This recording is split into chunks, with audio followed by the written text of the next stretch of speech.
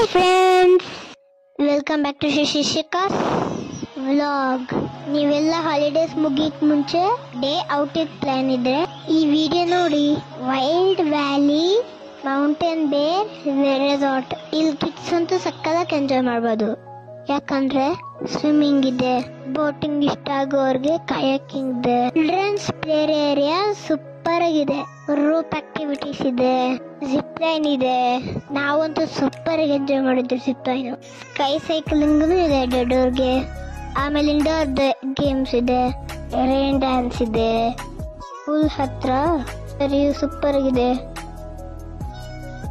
2 time yummy food, evening coffee tea ಮತ್ತೆ snacks. ಇಷ್ಟೇ ಅಲ್ಲ, ರೆಸಾರ್ಟ್ ಪಕ್ಕದಲ್ಲೇನೆ SRS ಬೆಟ್ಟ ಇದೆ.